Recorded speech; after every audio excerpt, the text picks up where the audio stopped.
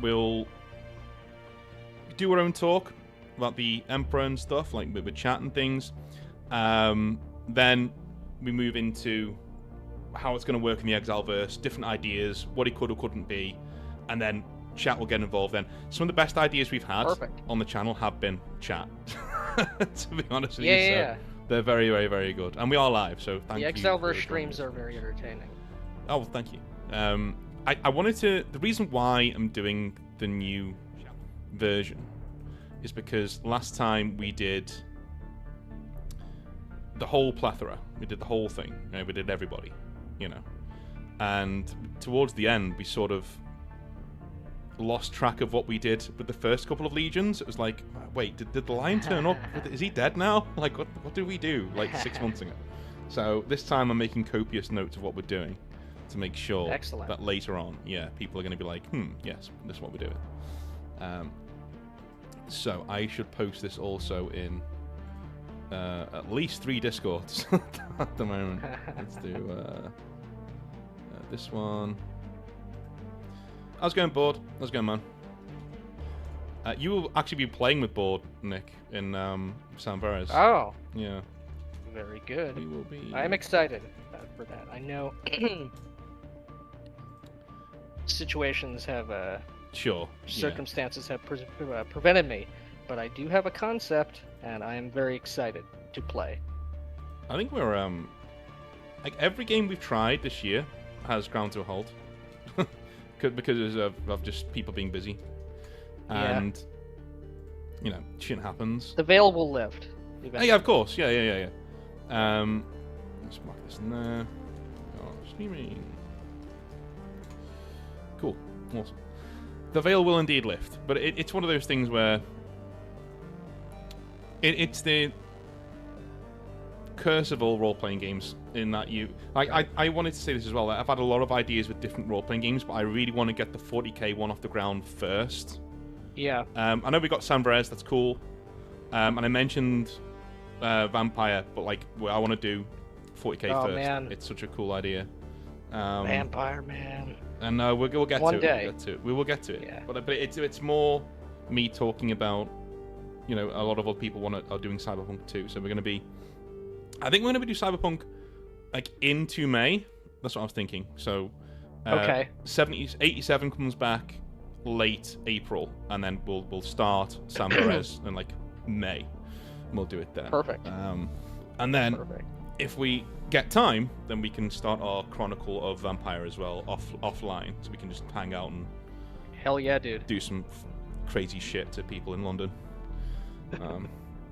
Well, considering what London's like now, I don't think they'd be able to tell the difference if vampires were walking among them. We're going to fix London. Yeah. That's what Pondsmith said about the next Cyberpunk. He said, imagine Chicago, but like really fucked up. And I was like, I don't need to imagine, dude. Like, sounds like Chicago to me. Just go to Chicago. It's fine. Yeah. How's everyone in the chat? Evening, boys. How we doing, boys? How's it going, Rob? Dan, I just posted in the BLG Discord. Well, thank you, man. Thank you. Thank you, dude. Thank you for supporting BLG as well. It's important. Indeed. But, we do shit right. So true. I believe Dan was in one of our Discord playtests for our upcoming publication, the Black Lodge hack. Mm-hmm. And I think that playtest went well into the wee hours. I saw you guys on the server on the voice channel. You were up until like 1:45 in the morning. Oh shit. Yesterday, I think, or the day before. Friday. Dan says, Friday night. Chicago is really fucked up. Source, I live there. Yeah, I am sorry to hear that. Well, in the suburbs, because I'm not an idiot. Dan, where did you live, dude? I'm not. Well, I lived in North Shore, so you can narrow it down to there if you want. I lived in North Shore when I was there. Very nice area.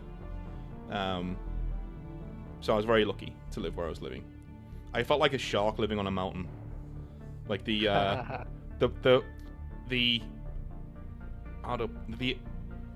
Home Alone house was about like 2 doors down from where Oh, I was nice. living. Yeah, It's yeah. like, yeah, we get like Macaulay Culkin people and shit like that. Taurus, yeah.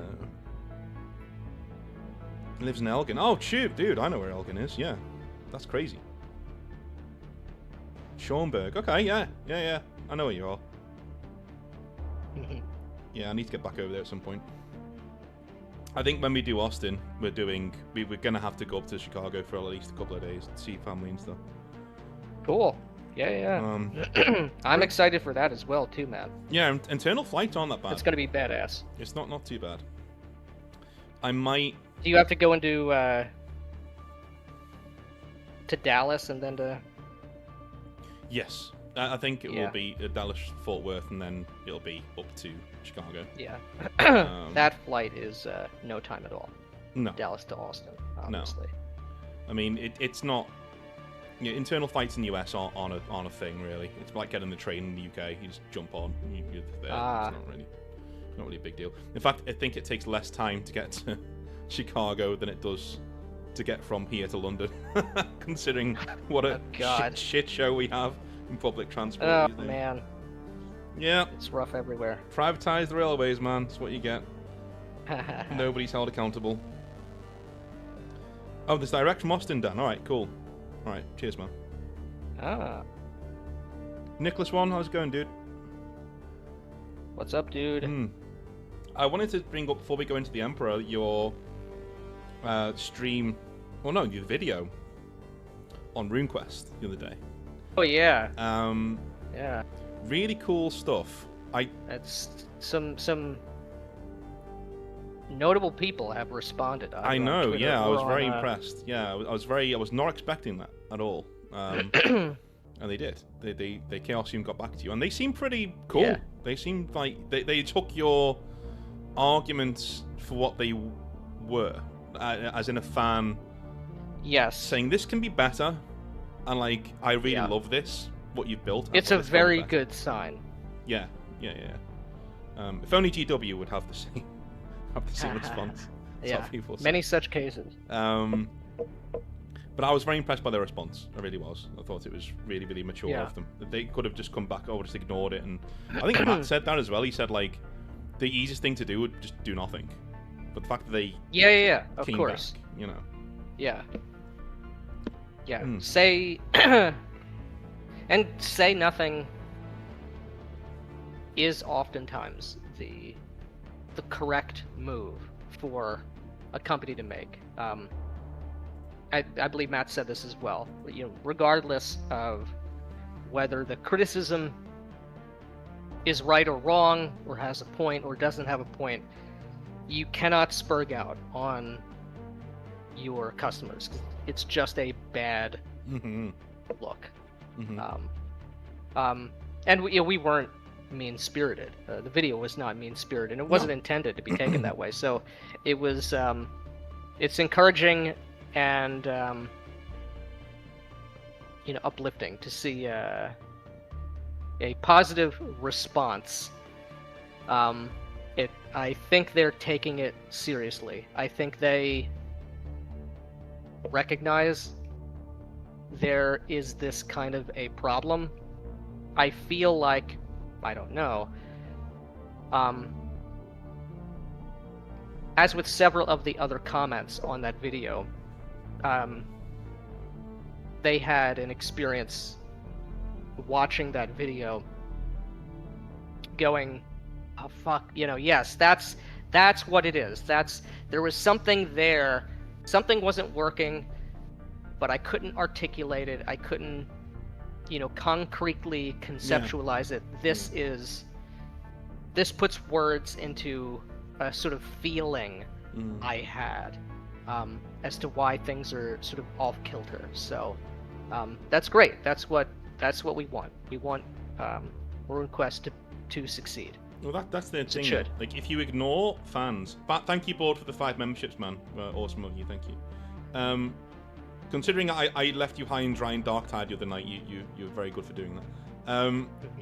So if you don't respond to people like BLG as a company like Chaosium, you end up with channels like mine, if you're Games Workshop, right?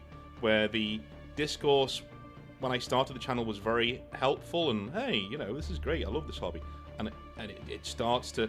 I'm a little bit more angry now because you keep not doing anything. The prices keep going up, and I'm a little bit... And you start seeing people lose their fucking minds as things go on. Yep. And now it's so partisan. You get, like, one side who is, you know, generally disgruntled and tries to do... Whenever they do a good thing, we try and call it out, but most of the time they don't, so we don't. And there's the other side of it saying, well, why are you so negative all the time? Well, if you did anything positive, yeah. I would have something positive to say. But you don't. So I'm not going to insult your intelligence by, you know, doing that shit. Unfortunately. But I guess it's time to talk about the big E-man, the big Hell guy, yeah. the big guy on campus. The man on the throne. Mm-hmm. The man of gold. I liked listening to. Board said something about the Legion video we did, and he said it was very good, and I agree. But I liked how you guys are unabashedly the Emperor's a god. That is where we are. Yes. Simple as. There is no other computation here. That's where we are. And even when I tried to talk to you about, well, there are signs that he may be something else, which is terrifying, you know, really, really scary. You're like, yeah, that's nice. Go fuck yourself. He's a god. Yeah. How nice for you. Bolter to the head. Yes, how nice for you. But a lot of people would see that and say, okay, well, you're not buying into it. But I would argue that you are buying into it more than people who get into the source. Yeah. Because you're understanding... It's not like we don't get it. Yeah, you get it. I get it. You get he probably is something else. You get that. Mm-hmm. Yeah, maybe he is. Maybe he is an old one. Maybe he's whatever. Who knows? Who knows? He's a very powerful psycho, whatever. But what you are is loyal to the Imperium and the ideals of the Imperium. And the Imperium says he's a god, so fuck you, he's a god. And I like that. It's cool. That's how you consume content, right? That's you get into it. You okay, I'm gonna role play the shit out of this, and obviously you don't insult people. And who wouldn't want to? Yeah. You know what other? How many other settings or franchises do you get this kind of zeal and fervor? There's not many, you know. No. I mean, actually, I don't know of any others, to be honest with you. I know BattleTech. Not to the degree. Or rabid at times, but no. But again, it's a strength of the setting. It's not a drawback in any way, shape, or form. So what we're going to ask, though, right? When we go through this episode, those of you who've done ExileVerse before, you'll know what we're about to do. So we're going to discuss the Emperor as a concept, who he is, what he is, and then we're going to rebuild him together. Me, Nick, and you, we're all going to rebuild the Emperor in the ExileVerse, how he works, what he is. And we have carte blanche as well. In the ExileVerse, the only thing we have to adhere to is that it's 40k. Okay? So we adhere to grimdark themes, Baroque, Catholic imagery, the old John Blanchian art style. What you see behind me, that's what we're doing. Okay, that's what 40k is. So there is hopes in certain areas, yes, but in most of the time, no. We are 1 minute to midnight. There is no Great Rift. We're resetting it. We are we're in the 41st millennium, the year 999, right before things go to shit. Right, that's where we are. So, with carte blanche, I'd be quite interested to see where the Emperor goes, because this is the true open-ended episode. Nothing's decided yet. So by the time we get to the Alpha Legion, Legion 20, things are decided, right? Later ExileVerse videos are a lot shorter because half of the video is done for you already. We've already done it. So the Night Lords will fight the Ultramarines. So when you do the Ultramarines video, it's like, well, you already know what happens half the time. And I'm going to spoil something right now. That I'm going to do a video on it next week. But there's one part of the Emperor's story that is already set in stone, right? And it's a bit controversial. Hear me out. I know people might get salty about this. Okay. Emperor goes to the Vengeful Spirit to beat Horus. Okay? Dude, I'll answer that in a minute, mate. Yeah, I'll answer that in a minute. Emperor goes to the Vengeful Spirit to defeat Horus. He finds Sanguinius is there, and he's already killed Horus. Sanguinius has given in to the Black Rage and has gone insane. Like, absolutely insane. And he tries to kill the Emperor. He doesn't just try, he basically does. He basically mortally wounds him, tears his throat out with his teeth, and the Emperor's forced to snap the neck of Sanguinius. He then goes over to the rapidly dying Horus and gives him the mercy kill. And that's it, right? And that's how the Emperor ends up in the Golden Throne. I will get into why I think that's a cool idea when we get to it later. But that's what we're working towards. That's how the Emperor ends up in the Golden Throne, okay? It's too tragic an idea of, like, everybody thinks Sanguinius is this massive hero, when in reality, he's still a hero, but he gave in the end to the Black Rage. He couldn't. Seeing his brother, you know, be the arch traitor was not something... He hadn't seen Horus yet, but laying eyes on him just made him just break. He's gone through all of these wars and all of these battles, and, you know, all the way through the Siege of Terror, bleeding the entire fucking thing. And now he breaks, you know. It just makes for such a better story, and it also is a really good reason why, in the 41st millennium, true knowledge of the Horus Heresy is suppressed. It is in the true setting too, but for no real reason. Why? Because Horus is a traitor. We all know he's a traitor. Who cares, right? Yeah. But the Emperor, his last command before he goes on the throne to Rogel Dawn is, don't let them see what your brother became. And Dawn thinks, oh, he means Horus. No, he meant Sanguinius, right? So Horus, you know, so Dawn says, okay, no more talk of what happened. Here's what happened. The Emperor killed Horus, and Sanguinius died fighting Horus. That's the official story. Interesting. Right? And that's it. And no questions. No more questions. And kills anybody who asks questions. That's it. Done. And maybe that's the first thing the Black Templars do. They just murder everybody who questions anything that the Emperor said. Right? That kind of a thing. So that's my idea, and that's what I want to stick with that. Dirty says, didn't we already do this? We did 2 years ago now, yes. We are redoing the ExileVerse, mainly because I've made a note of the ideas I remember that we had last time, and I will be injecting them into what we're talking about. But we didn't make copious notes last time. By the time we got to, like, the word bearers, we were forgetting things we'd done for, say, the Iron Warriors and stuff. So now I want to make copious notes. I know exactly what happened all the way through, so we get a nice coherent, you know, thing. And we will put it all in a document for you as well, and I will in the end do a big mashup video, like a 4-hour video, where we go from start to finish, everything that we discussed. So before we go into the actual Emperor, Wolfman says there are 2 emperors. No, man, we'll be here for a long time. There's 2 emperors. Harkin says this is one of the prevailing standing views on the fight before the Black Library ruined it. Was it? Okay, I did not know that. Malcador's Inquisition likely did that instead before he croaked. Dude, yeah, exactly, yeah. I did not know that. This is something that I came to in the shower, and I then went on YouTube and found all the people who had already thought about it. Board says John Grammaticus saves everyone. Go fuck yourself. Like, I take it back what I said nice things about you before. I will tell Nick eventually who John Grammaticus is, but, like, I don't have the heart at the moment, to be honest with you. Imagine, like, alright, Nick, imagine you're watching a Superman movie, and you're just like, this is badass shit, and he's fighting, like, Zod, whatever. And there's a normal character who is just, say, a news reporter, and he's so cool, he's the suavest guy ever, and he's amazing, and all the chicks love him. And he can just do whatever. He's got no superpowers, but he just ends up turning up anyway. Right.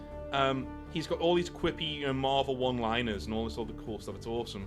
And then when Kal-El and Zod are fighting each other, he steps in and just punches Zod in the face and kind of just wins the fight because he convinces Zod that he needs to be a better guy. You know, obvious author insert. That's John Grammaticus. Yeah. That's John Grammaticus. You hate to see it. Yeah. But even worse, because John Grammaticus does Marvel quips in 40k, which is like... Oh, God. Ugh. So that happened. Yes. Yes, shit like that. That sucks. self-insert characters suck. Dirty's got a good idea. Let's keep Grammaticus, and the running gag is that he can't get a sentence in before dying to the most random stuff. Yeah, he's a perpetual, so he keeps coming back. So we can do that. We can just keep killing him over and over and over again.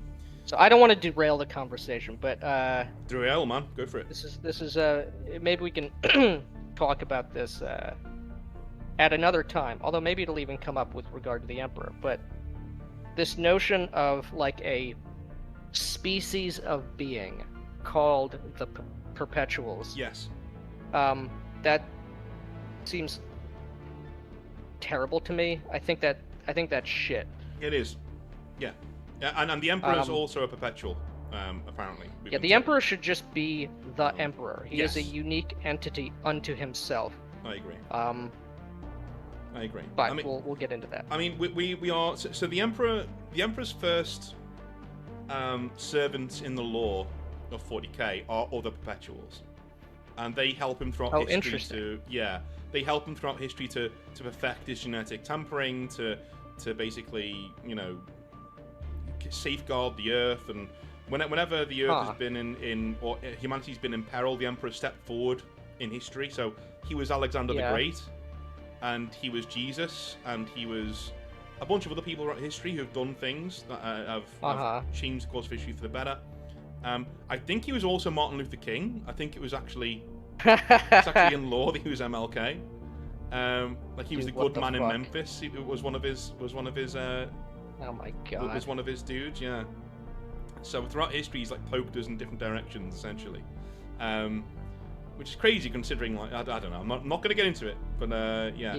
He's been a lot of dudes over history, and the other perpetuals have helped him throughout time. So we would have to figure out the first thing about the Emperor is where the fuck did he come from, right? That's the first thing we need to go about. It's a logical question. I want to get chat's input on this, but I'm leaning towards not explaining this. I think I said it in the Discord the other day. I said, don't give Cthulhu a health bar, right? Yeah.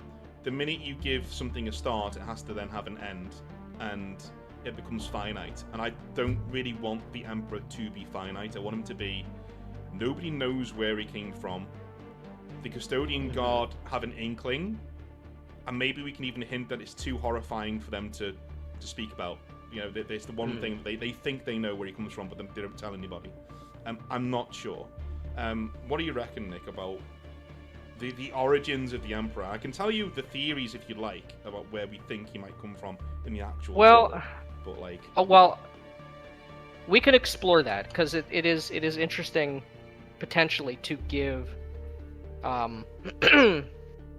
competing theories, but you are 100% correct. The true origins of the Emperor need to be mysterious. They should not ever be defined, and it's not for a cop-out reason. It's not because you can't imagine an interesting answer to that question. It is because in a very real sense, in my view, it's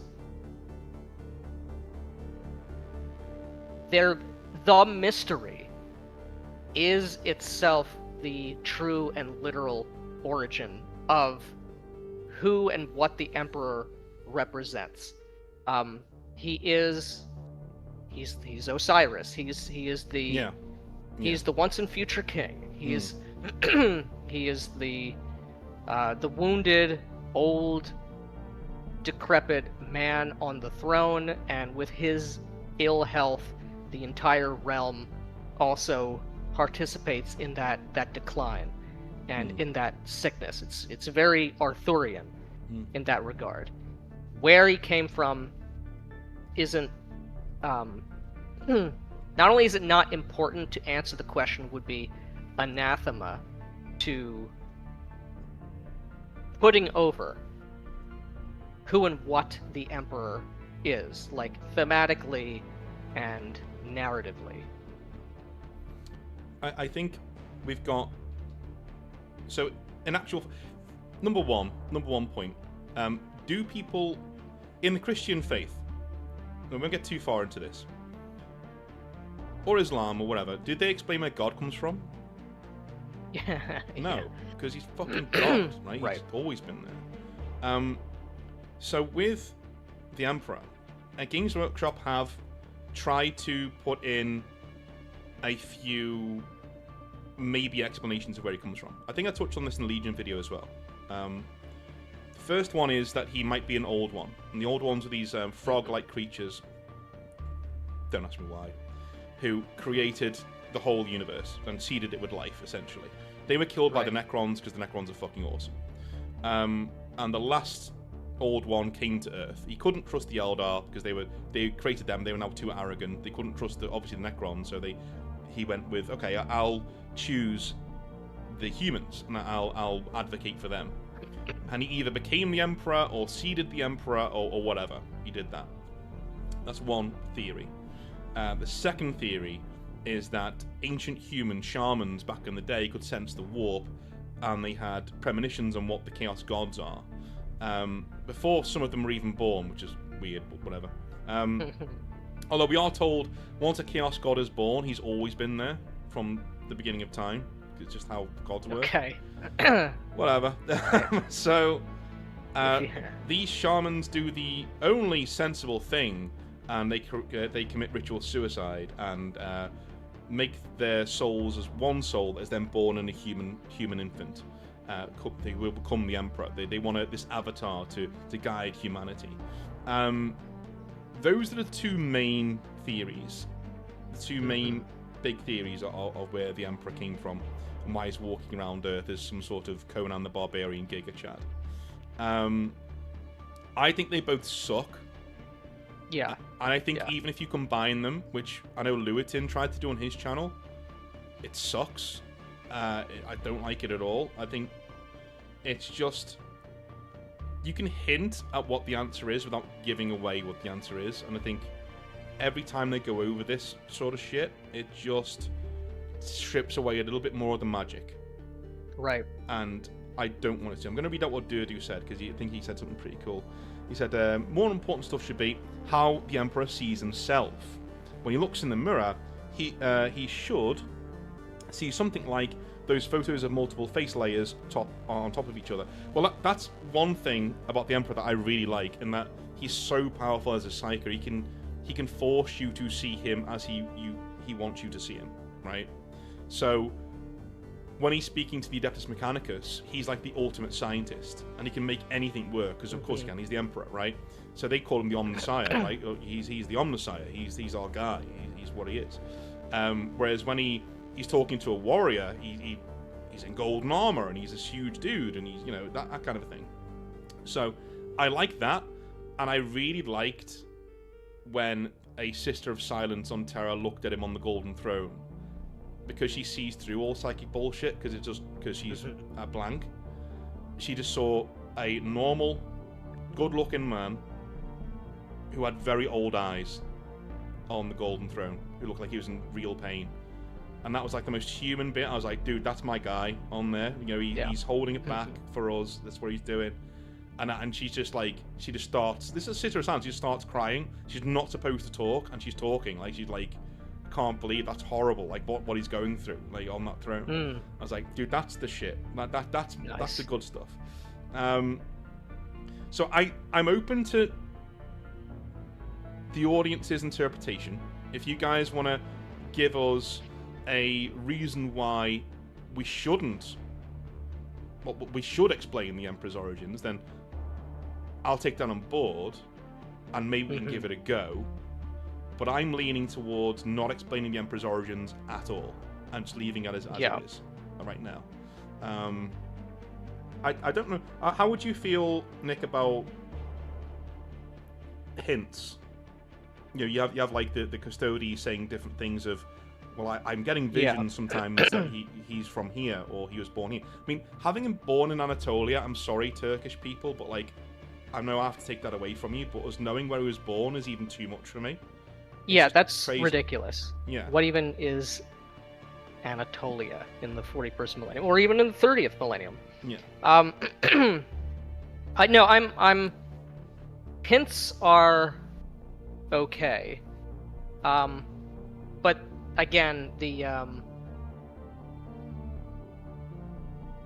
to be careful with this, because it's like, what what are the hints for? What the hints are for are not merely, in my view, to titillate. You know, are they going to answer the question? Are we going to answer the question one day?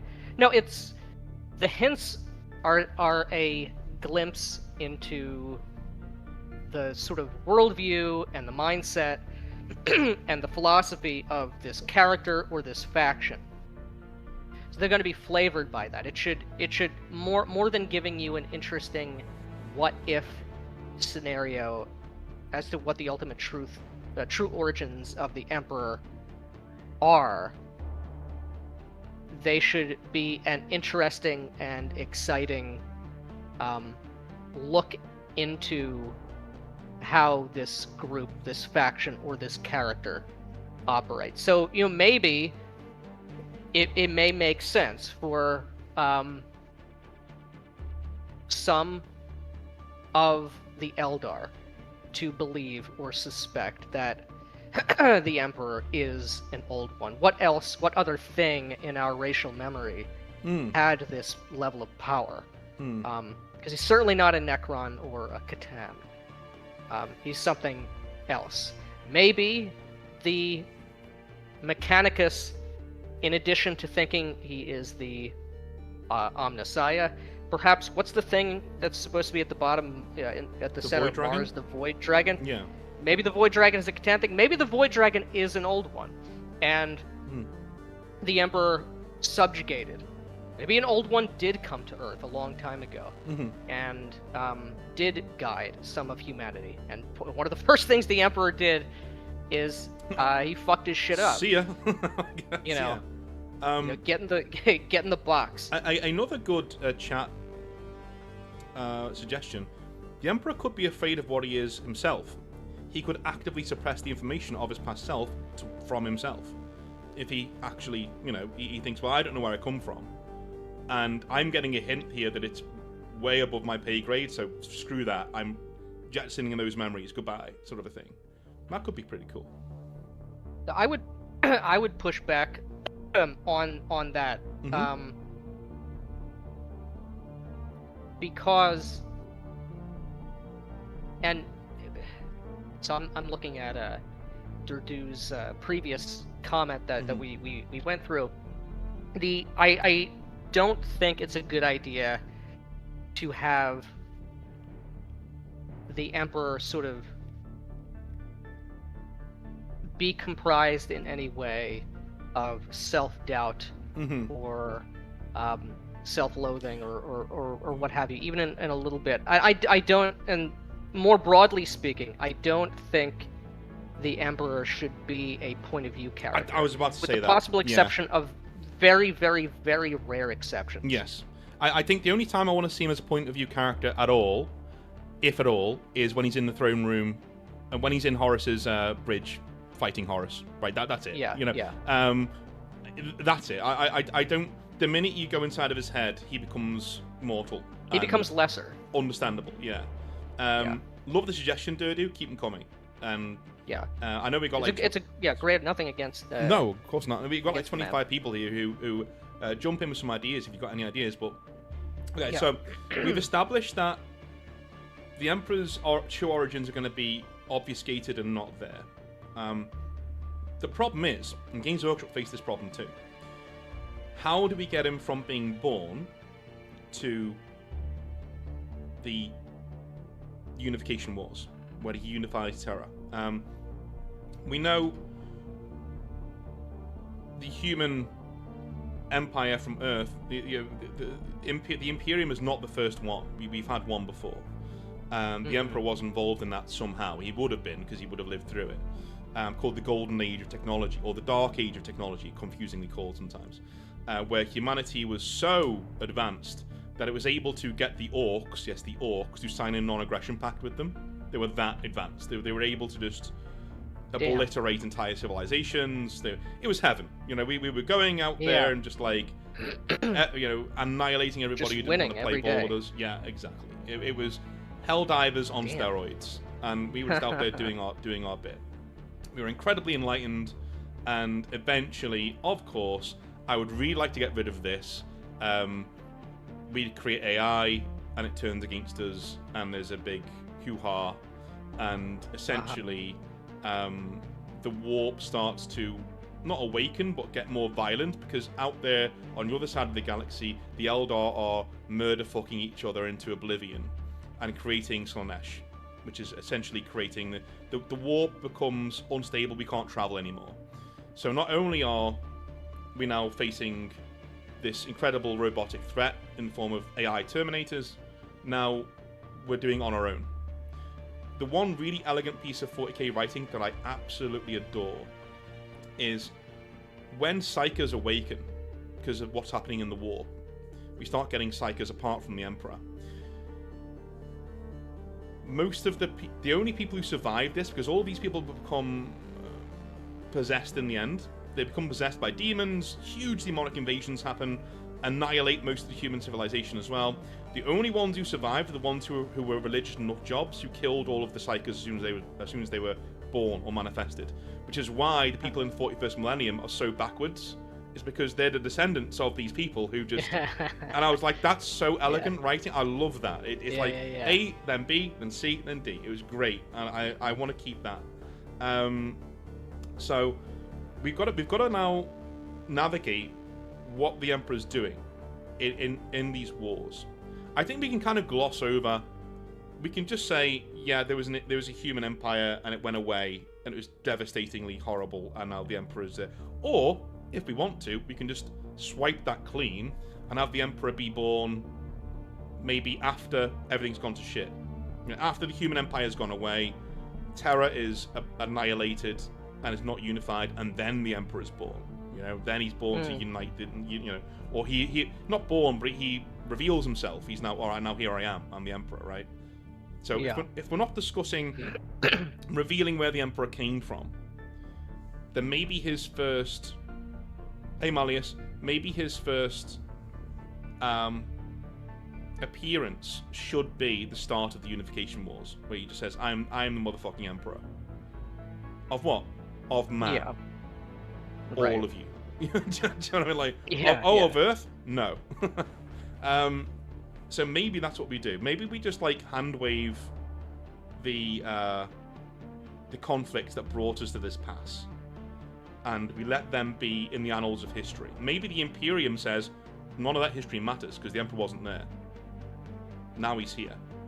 So from year one now, you know what I mean? I don't know. Yeah, what do you I think think about that's that? correct. Okay. I think that's right, because is he 1 billion years old? Is he a human? Is he a frog guy? Who is he? A Gestalt shaman consciousness from 30,000 years, 30,000 BC? He emerges. He arrives as the Emperor. During the Unification War, or possibly even slightly further back, his origin story, his right to rule, is in part breaking the back of this psyker and robotic onslaught and protecting humanity against a true Armageddon. However long ago that was, I don't remember. However long that was. That's a biblical flood level cultural and racial imprint across the whole species. Something at that scale.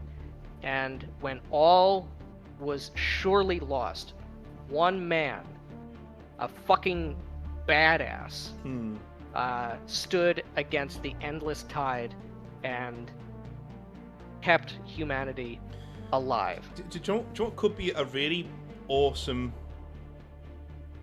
origin story that we hint at but don't say? Is Doom Guy. The Emperor is the solidified fuck you of the human race to refuse to go dying quietly into the night. It's the residual anger and pain and anguish of the human race saying, we're not going anywhere, go fuck yourself. Born in a single human child. You know?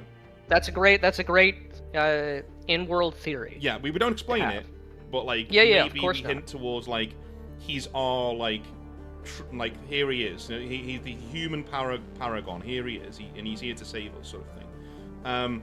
Right. Nicholas one says, I think then you need to adjust Malcador's history as well. Yes, we will.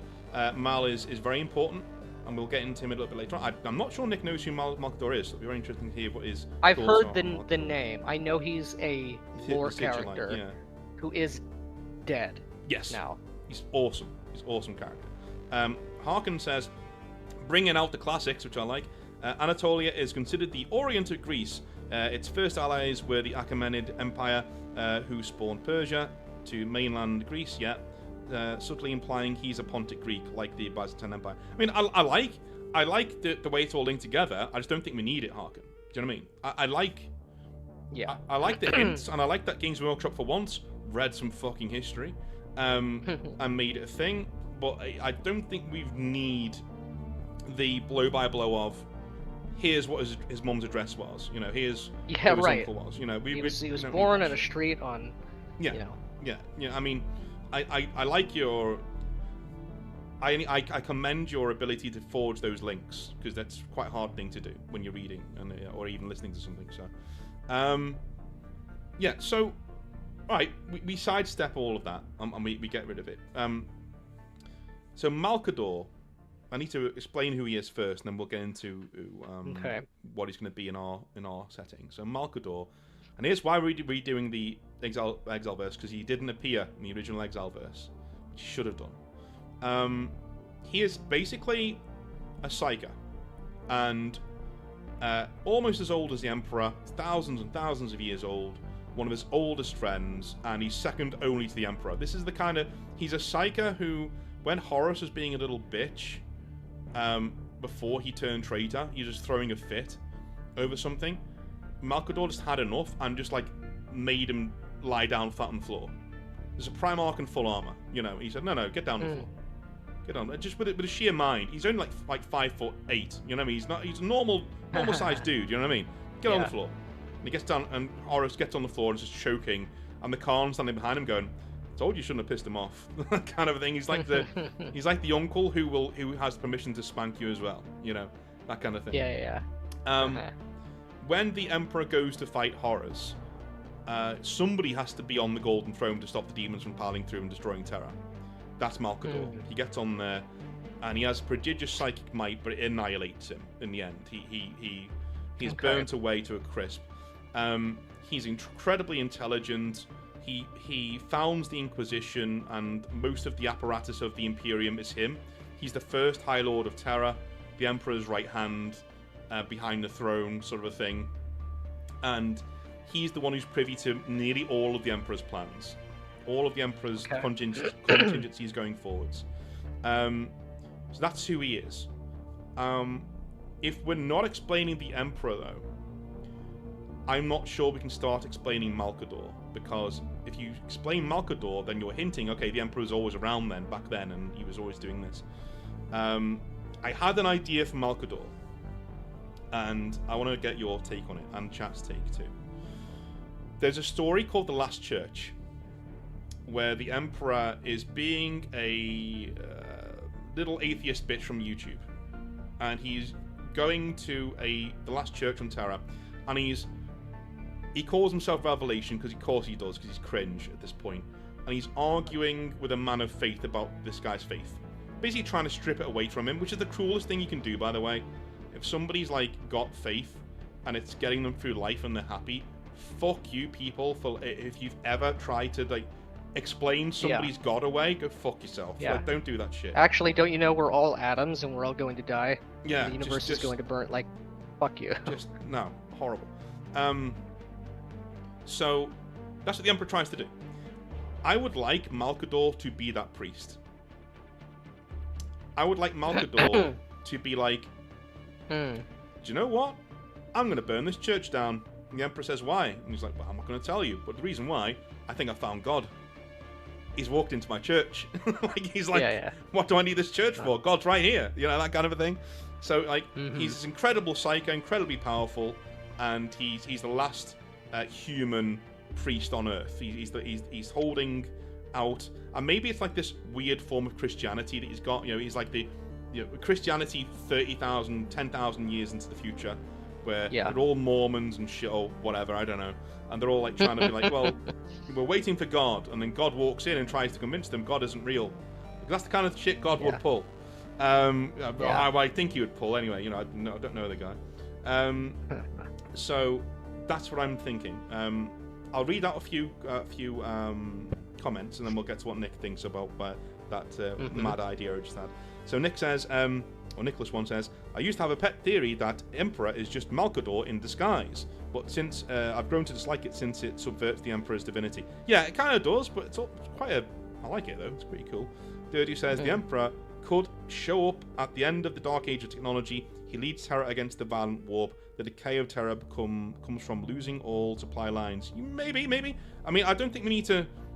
I think we've already established that's when he's going to come back to start uniting Terra, which is pretty cool. I think you mentioned it before, Durdu, as well. That he unites the planet when the skies go dark. I really like that line.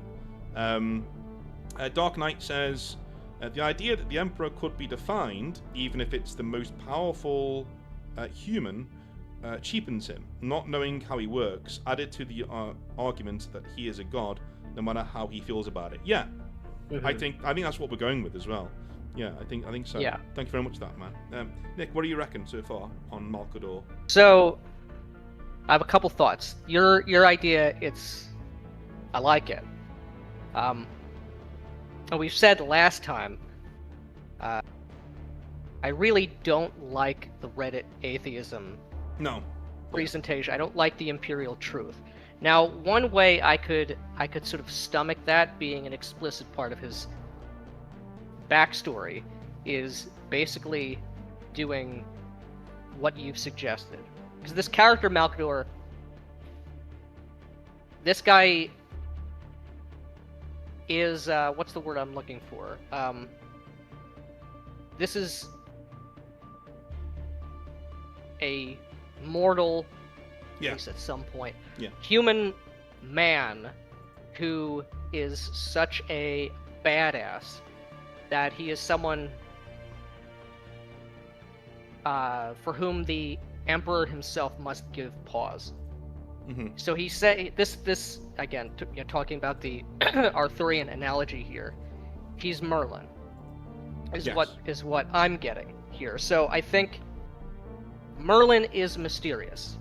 Merlin is not a fighter. Merlin is not king. He is wise counsel, but he's, in some sense, inscrutable, mysterious. He's privy to things that Arthur is not aware of, has no sort of vantage point for. So, my mind goes to two.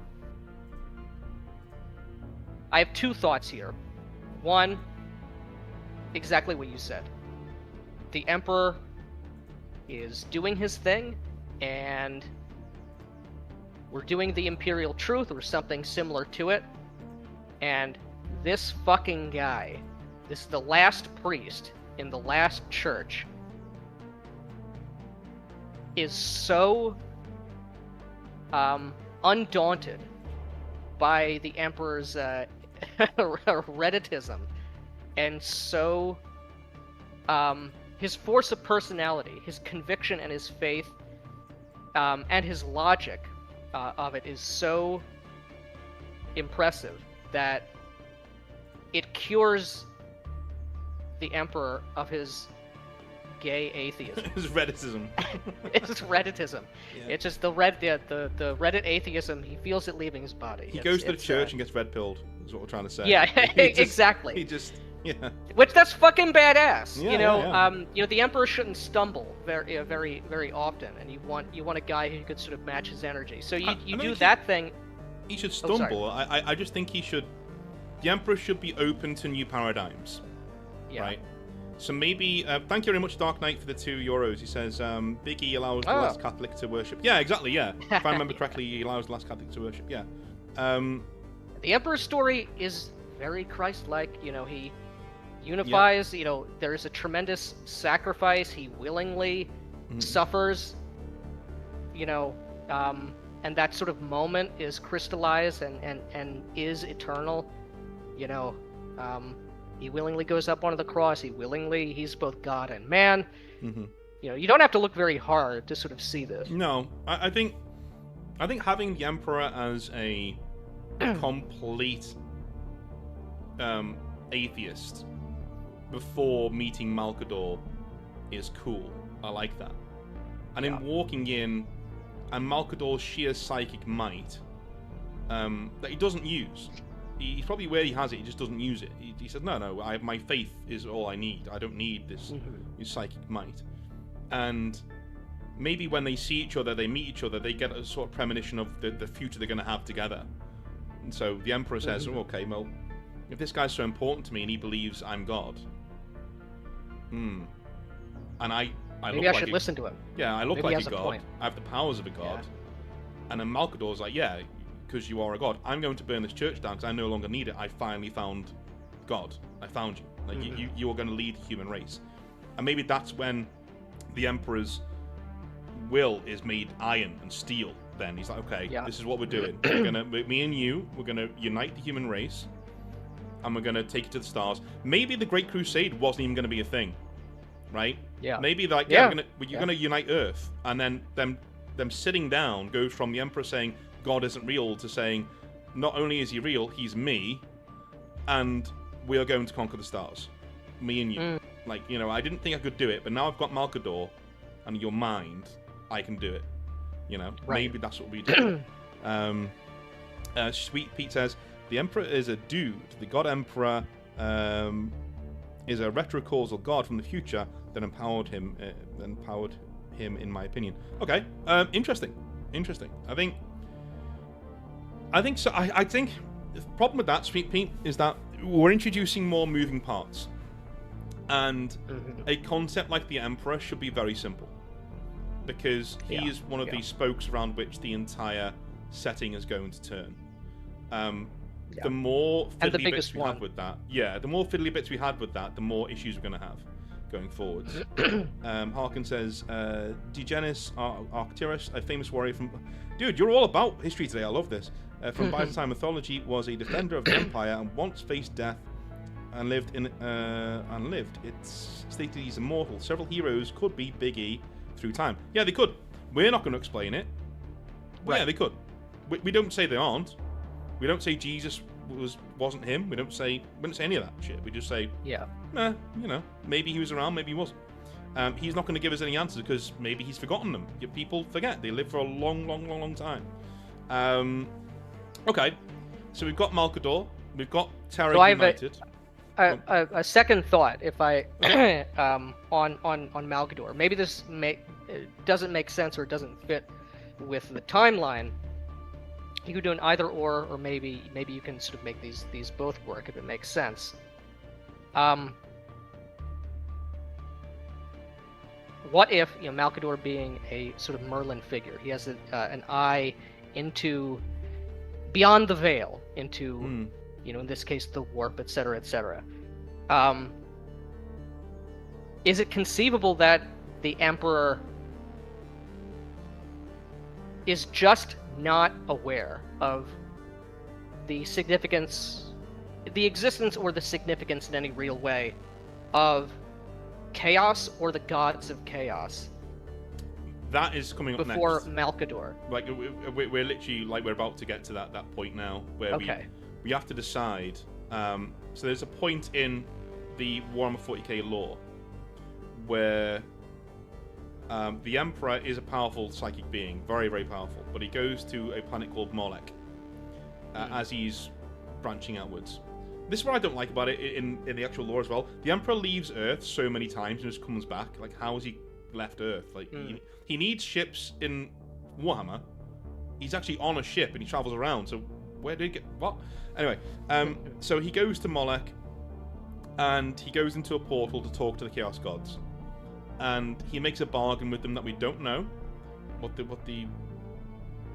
thing was, but he gets the knowledge to make the primarchs to combine their essence with the warp, and he gets a huge boost to his powers when he comes out. And that's the Emperor of Mankind that we see. And he dupes the Chaos Gods, says, no, I'm not doing that, go fuck yourself, I'm going to go do my own thing, and does his own thing.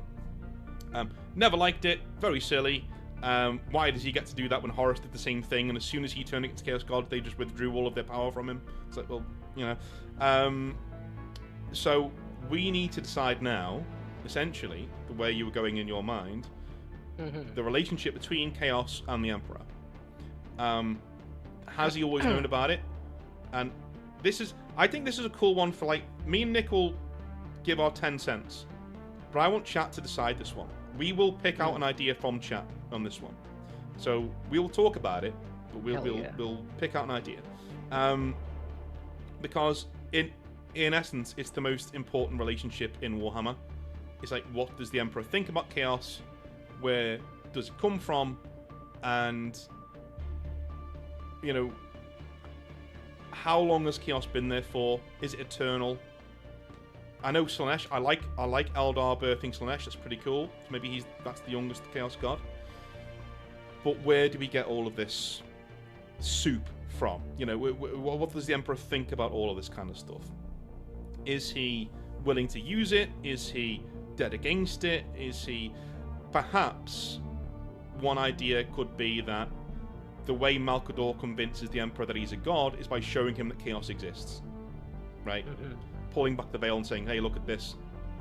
Shit, it's demon. Yeah, they're out there, dude. Like, I can zap this guy, but they're out there. You need someone to teach you. Because at this moment, you're just Conan the Barbarian walking around Terra, just uniting it, you know, with your abs. Right. So, like, maybe we can sort this shit out. But... What do you reckon, Nick? What do you reckon on... What would you like to see Chaos's relationship to the Emperor be if you had carte blanche with 40k? So... Yeah, I agree with you. This is like a problematic encounter, because I think it would be cool, but him doing a Faustian bargain and sort of out scheming the devil, that's cool, but that's not quite it. I think what seems the truest and most interesting and the most fucking awesome to me is this is the Emperor's first real encounter with Chaos. Whether he always knew it was out there or whether Malcador tells him, I'm going to go to hell. I'm going to knock on Lucifer's door. And I'm going to enter into the warp. I'm not trying to get power from you. I'm not trying to out-scheme you. I'm not trying to wheel and deal here. Whether because Malcador convinced me or I always believed this, I am the God Emperor of mankind. And the faith of an entire... The soul and the spirit of an entire galaxy-spanning species is I am a part of this hierarchy, this pyramid here. I am a higher power than you, and whether it takes me 100,000 years or 1,000,000 years, I'm coming to you, the four gods of chaos, to tell you that not only am I remaking mankind in the image it was meant to be, I will remake you and all of this potentiality into something suitable for mankind. That's cool. That's cool. I think we got Nick here saying, or Nicholas one saying, it feels wrong for the Emperor to bargain with Chaos. If he gets anything from Chaos, it should be by force. A sort of triumph of order over Chaos. I like that. Yeah, and I think as part of this declaration, he just, you know, I'm going to wound you in some way. I'm going to take something from you. And you have never experienced this. It's very Promethean. Life. Stealing fire from the gods, you know, like goes in there and takes it. Dirty says, Chaos has always been there. The first gods started to form during the War in Heaven. Okay, alright, cool. I like that, Dirty. I think I'm going to run with that. I like Chaos being an eternal thing. That's pretty cool. Makes him a lot more violent and scary. Just makes sense. Yeah. And I think Nicholas 1 and Nick's idea, they are one and the same. So I think maybe we have a combination of all ideas. We have Malcador revealing Chaos to the Emperor, and that's what makes him take up the mantle. Mm-hmm. We have the Unification Wars going as intended, so the Emperor makes Thunder Warriors, he makes Proto-Astartes, and then we're off doing the Great Crusade. He makes the Primarchs. And the Primarchs are still in their gestation tubes as the Great Crusade kicks off, right? So we're away. He's match produced some Space Marines and he's off. He's away. He gets the Molech. He goes into the portal not to bargain, but to conquer. He goes in there to prove his worth as a god, and he takes from them the power of the warp. He takes that from them. He steals it from them, beats them all essentially, and that's when he becomes the anathema. They're scared of him. They're terrified of him. But in petty retaliation for his act, the Chaos Gods... Now, here's the thing. Last time, we decided that the Chaos Gods spreading the Primarchs across the galaxy was lame, so we had the Emperor do it himself. The Emperor sent the Primarchs out into the galaxy as babies, in pods, because there were certain worlds he needed conquering. So he needed to seed them with a godlike figure who was going to be subservient to him. So that's what he did, right? This time, I'm actually leaning towards the original, the Chaos Gods somehow, because the Emperor is now in the galaxy, they spread they abduct or suck out all of the Primarchs into a portal and then throw them across the galaxy. And that's their retaliation to the Emperor. That's like, well, fuck you. You know what I mean? We can't kill these things, because it's the center of your power on Terra, but we can delay you, so until we figure out a way to deal with you. I think that would be a very petty, very bad guy thing to do if he's. And it also seems to work in the end. Who knows if Horus or anyone would have fallen to chaos if they were raised in the presence of the Emperor, but they became men and demigods unto themselves with their own fiefdoms, and only much later did they meet the Emperor, and for some it worked out, and perhaps this is the sort of the first opening of the door to, from the Chaos Gods' perspective, some of them will fall to our sway. Maybe we have Chaos Cultists already on Terra, and they get in, and they're the ones who, because in the early Imperium, things are still very innocent. You can't just walk in, but if you got the right clearance and you can just get the right person to turn, that guy can then, a psychic can get in, open a portal, and then just throw the baby's pods in, and they're gone, And when they're in the warp, they're now at the mercy of the Chaos Gods, and they go where the Chaos Gods tell them to go. Maybe right from here, the Chaos Gods sort of look into the hearts of what these things will be, and they pinpoint the ones they think they can turn. And the ones they think they can turn, they put further away from the Emperor, to get more time on their own, more time, to gestate in the horrible worlds they're on. And the ones that they're kind of not too sure about are closer, sort of thing. That kind of thing. The problem is Horus is first found. That's the problem. But we can work around well, maybe he isn't. It's still it's the ExileVerse. him being found first. Someone's still got to be found first. It's I don't think that's a sort of a plot hole for sort of this idea, and having them look into the hearts and the potential futures of these beings, these Primarchs. I don't know what it is right now, but you could really, I think, twist the knife here in a very poignant and tragic way with regard to how you want the story, the Horus Heresy, to unfold with Sanguinius, especially. Not just Horus, but and he does get those wings. Why? How? What is? He has the Black Rage, and he ultimately is the one to kill his father in the end. I don't know. I'm sort of just riffing here, but there's some having Chaos take a direct hand in a Mephistophelian kind of way. Yes. To well, Sweet Pea came up with a good idea there. He says it was done poorly, but I liked the simplicity that Erda was the one who spread them. So Erda is the mother of the Primarchs. So she was the womb in which the Emperor grew the Primarchs, and I mean she must have a fanny like a wizard's sleeve at this point. To be honest with you, 20 kids being popped out, but she was the mother of the Primarchs. Another perpetual, which I'm not sure we're keeping, but it would be quite cool to have Erda be the Chaos cultist who does it, right? The mother of the Primarchs, because she would have access to the kids. So maybe she's the one who does it. I like that, Sweet Pea. That's a great collector reminding me. Yeah, good. Interesting. Jim says the Emperor sent them out. The Chaos gods scrambled the locations. Yeah.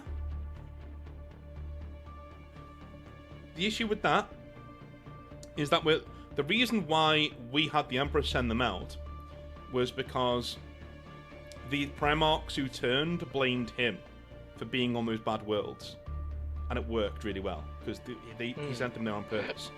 If he sends them out and then the Chaos Gods do that, then that doesn't really work because the Emperor would just say, "I didn't send you here. I sent you somewhere else." Like, well, how are you even here? I think it lessens.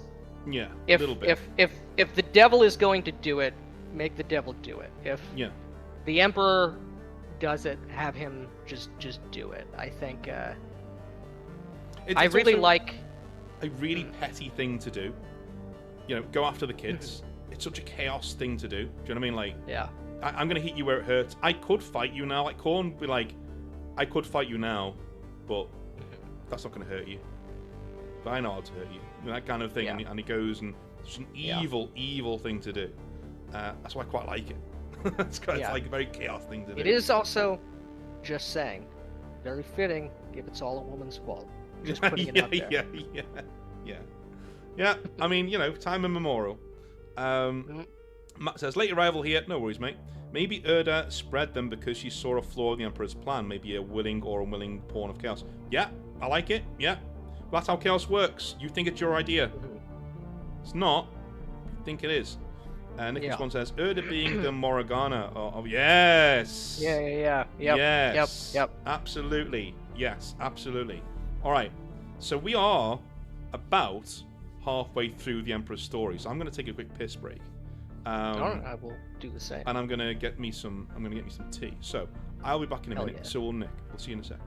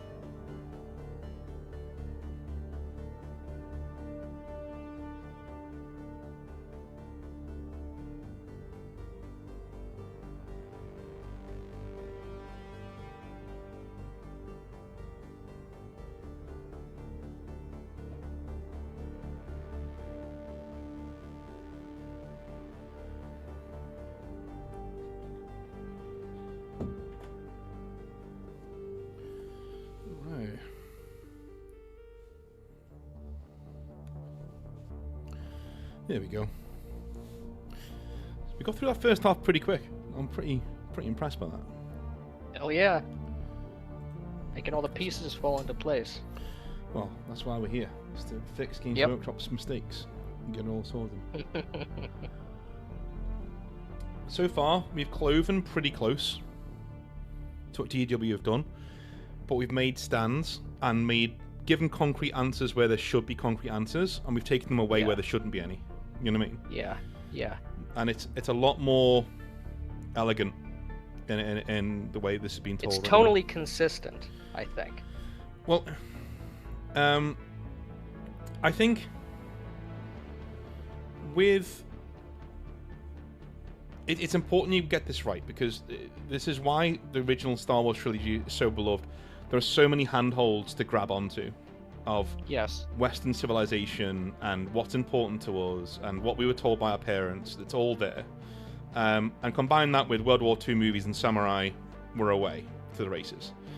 I think with 40k, it's incredibly important that the Emperor is that he is, as you said, tonally consistent with what's coming next. You know, he's not an apologetic god. He's not somebody who says, "Well, maybe I'm not." He's no. I know what I am. You know, I know who I am.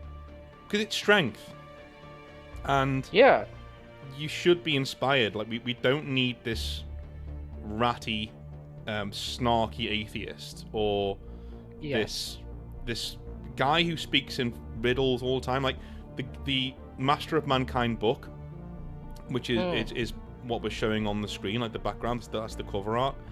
Like, it's such a letdown, because it's just him talking fucking riddles the entire time. It's ridiculous. That how sucks. Much this guy.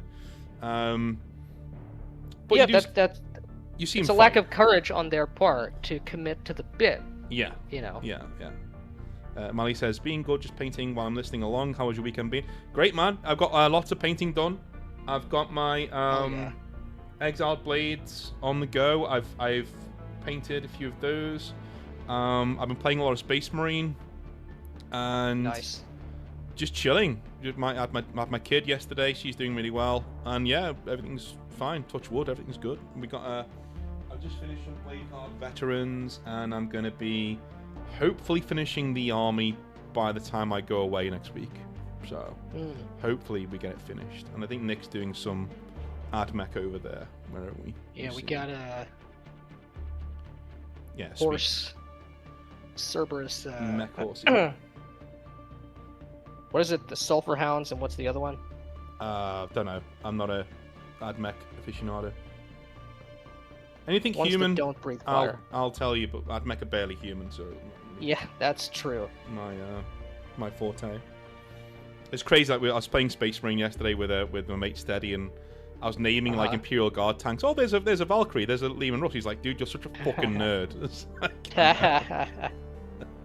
like, there is such thing as being too far into the source, but like, just knowing what something is at a glance isn't that. I was saying that to him. I was like, no.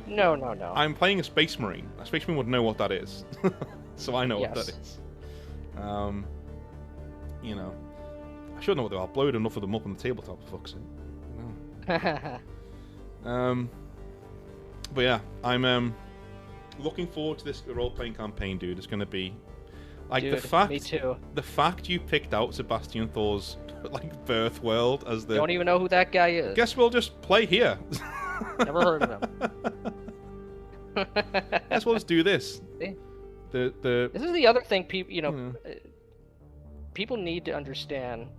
Not enough people understand this or even believe it, and it's very.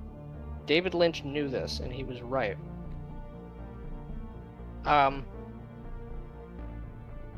You get in touch with what you love about something. This thing you're about to do, this project, this franchise, setting, whatever the case may be, and just dive into it with both feet. And the synchronicity that will happen, the way and manner in which a bunch of dominoes will just fall into place in uncanny ways Yeah. will shock you. But that's what more people should do that. More people should feel No, I agree. open and encouraged to do that. I agree. Like what you like, and don't be ashamed of liking what you like. Now, on the flip side, don't be a freak. Yeah, don't take it too far. Like don't identify as a fucking Eldar or something. You know, like there's ways. There is in fact a right and wrong way to enjoy something. Star Wars, for instance. I mean, we get into that fan base straight away. I mean, I like Star Wars at a glance. I know a lot about the lore.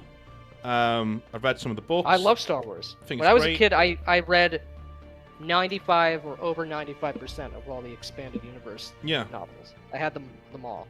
It's because they're badass. They're really, really cool. Yeah. Like, I love the Emperor just refusing to go away in a way that makes sense, rather than just somehow he came back.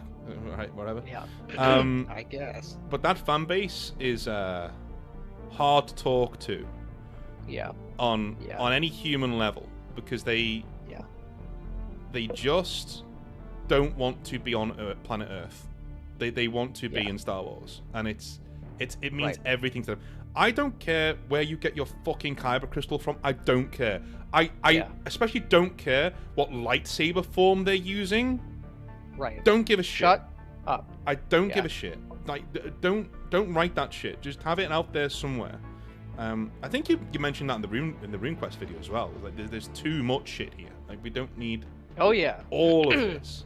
Right. I mean, you can ignore it. That's true. But like, when you're role playing in that world, you don't want to. It's like, no, I want to use this, but there's just fucking too much. Like, why? You know, there are conflicting ways. Why do Sith have red lightsabers? Well, there was a really cool explanation of they're synthetic, because Sith don't see any point in crystals. They just make them themselves, because fuck you, that's why. And then, of course, the new lore is like, no, they make them bleed somehow by... Yes. Make the rocks bleed. Shut up. Just leave me alone. Just make the pew-pew go pew-pew, and let me just watch Star Wars for a bit. Which is why I loved Andor. Andor was really good for shit like that. I've never seen it. It got out of its own way, which is more. I've heard people really enjoyed it. It's very I've good. seen clips of like the ISB. Yes. On YouTube. Yeah, it was very good. Again, they got out their own way. They were like, yeah, we're gonna do Star Wars, but we're gonna do it like, space crime, shit like that. Right. We'll just do that. Fine. It's like the Mandalorian worked the first few seasons. It was like, we're gonna do Western in space, like a weekly Monster of the Week. In space. That's great. Fine. Worked.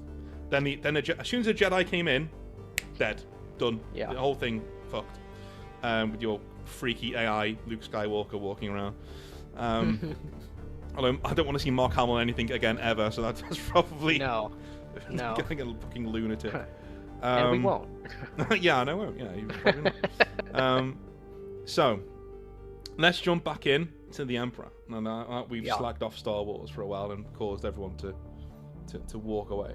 So next on the docket we have the Great Crusade. Right. So what's really cool about what we've already explained is that last time, explaining why the Emperor was going to do the Great Crusade took a while. Now we know why he's doing it. Now we know he thinks it's his destiny to unite humanity and to go out there and do a thing. What I would like to do is give you a special treat, Nick, for turning up. Okay. I want you, with help, to discuss and define the relationship between Mars and the Emperor. Because in 40k and 30k, it's like a symbiotic relationship. The Emperor knows he can't conquer Mars because it's Mars and they're crazy and they have more tech than you. So he allows them to be religious. He allows them to keep their religion. He signs into effect that they're this enclave that is under his protection. Not officially a part of the Imperium, but they are sort of a thing. It's kind of like Hong Kong and China, right? Okay. They're there, but it's not like... And that's what he does. And I think eventually they do join the Imperium. They just get absorbed because, of course, they do. They're right next to Earth. But That's what he allows them to do. And they start treating him as the Omnissiah, and he doesn't come down on them for that. Which is kind of weird, considering he hated it when Lorgar did it, but we'll get into that at a later date. So what do you reckon on Mars? Would you change anything about the Adeptus Mechanicus? Because, we've got carte blanche. As long as we keep the soul of the guys there, we can change certain things. So what do you reckon? Would you have to do something with the Void Dragon? What are we doing?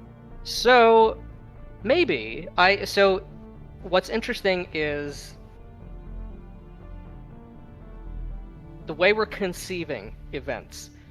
There is, by this point, there either never was, or by this point, there is no problem with worship of the Emperor. Okay, so as far as I know, that changes things. Where it's it does, a huge change. Rather than a sort of begrudging concession out of just material scarcity, which is not, that's not interesting. That's not impactful. It's not an agreement or a treaty or an alliance or a strained relationship out of belief, really. It's, well, material circumstances dictate, that we sort of make this, high politics decision. And you could say that's realistic, but it's not interesting. So I think the Mechanicus cult, the tech priests of Mars, this seems to me to be a particular facet of Emperor worship. And I like the idea. I think the Mechanicus, I'm sure this does happen in the official lore, but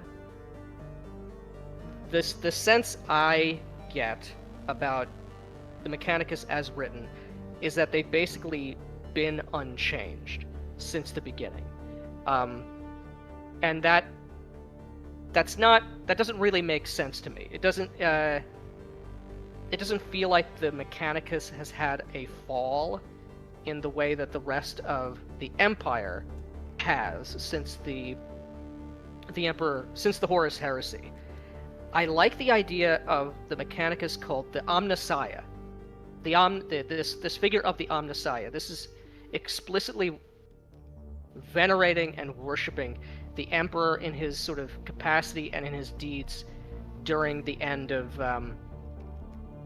40K's Butlerian Jihad. Mm-hmm. He is keeping us safe against the vile ways of the thinking machines and of the endless, unsleeping, untiring iron hordes that were filled throughout the stars. And you could, if that's sort of the prism, the lens by which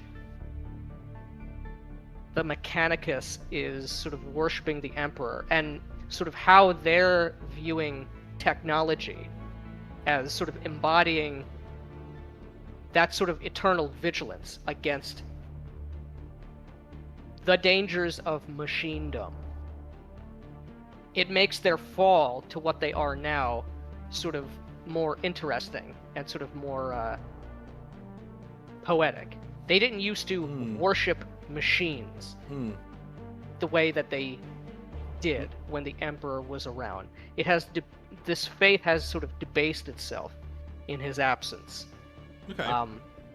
So we have. Does this make sense? It does. I'm sort of just spitballing here. Well, no, it makes sense because people are responding in the chat as well with similar thoughts that I had. They're trying to augment your point and jump off from it.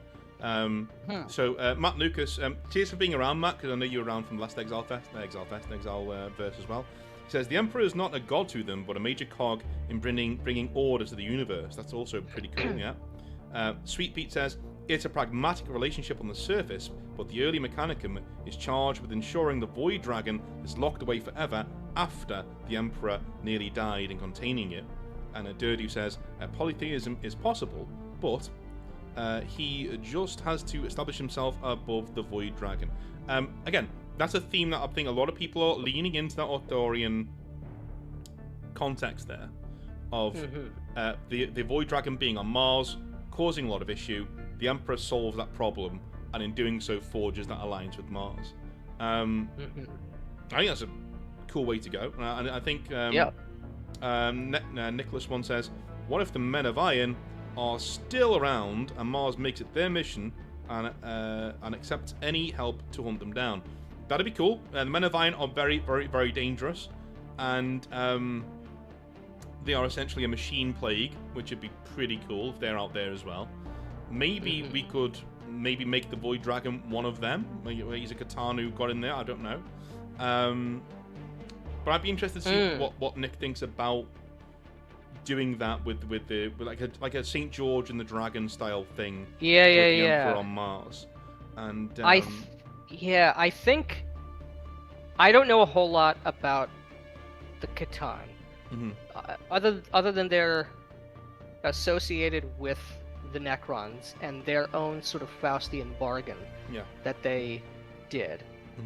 It's very unclear to me where they came from, because they're either truly eternal and are older than the old ones, or they were like a co-evolved species but are never mentioned before the Necron find them.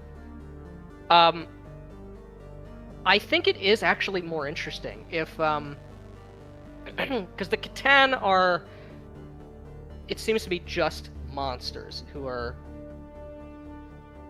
they have their hooks into the Necrons. They're a Necron thing. And the Necron, what's already interesting about the Necron is that they had all gone away, and then in the real world, relatively speaking, in the timeline, they've sort of woken up and come back, and they're this relic from ancient history. I think it's kind of cool if the Void Dragon is the last old one. Ooh, I like that. Yeah, that's really cool. I think that's I kind of, this sort of threads the needle of sort of, is the Emperor an old one? I don't think that's particularly interesting. I guess that can be a theory.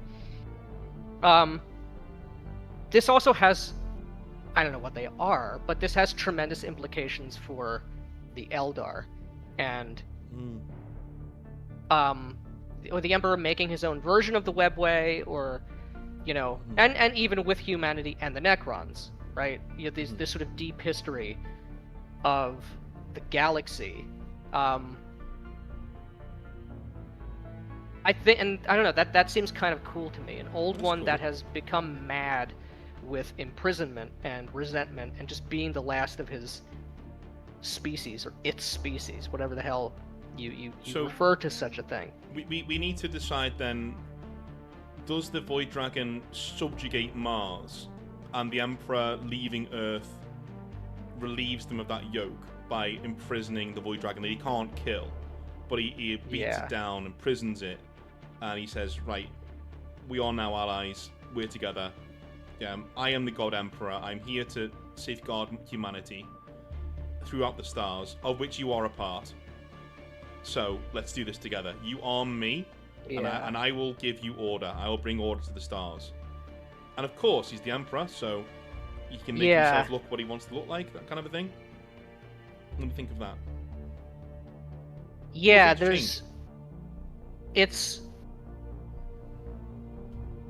I have a couple thoughts here. So, like, this sort of Saint George and the dragon thing. That's such a great thematic element. It's so impactful. It belongs on stained glass windows. Yes, which is what we want. It is sort of an eternal thing, and therefore true.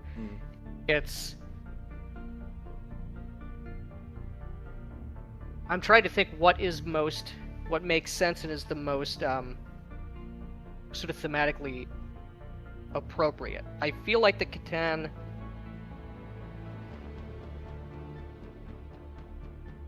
thing isn't the play.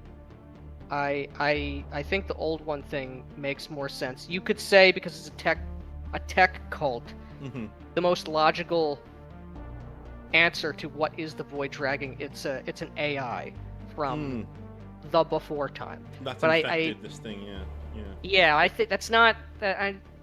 that's too easy, right? I think it being something that's even older than our thinking machines, it maybe is using it or has used it.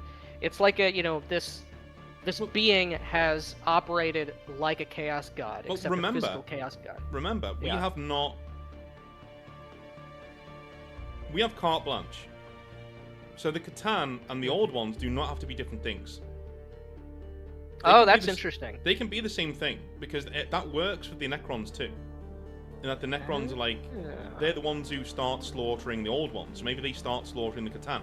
Because it didn't make any sense. In the Necron lore, the Catan came to them and gave them power, and then they went and used that and killed the old ones. Well, what if they're the same thing?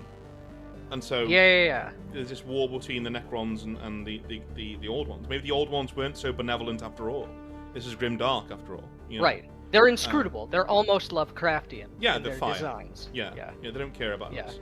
And maybe Right. the Emperor going to Mars, and they can't kill this old one because it's a fucking old one, but he can, with his power, shackle it and keep it down beneath the earth, keep it where it's down there, and win over Mars doing that. I think that's a really cool.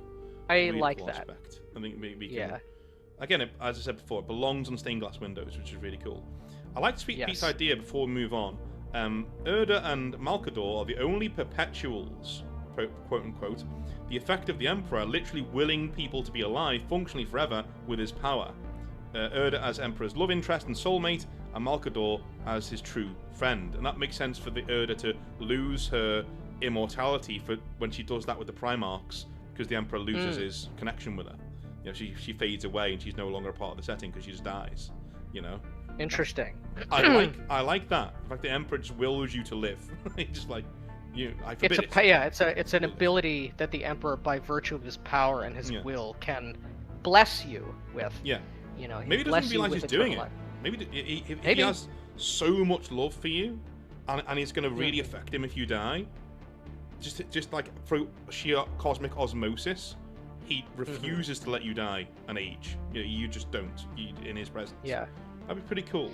Yeah, I mean, if that is sort of how it thematically works, you have this this chick sort of occupy both a Morgan Le Fay and a Guinevere role. Not that you were trying to map this one-to-one. It's just it's noticing the all stories have this in them.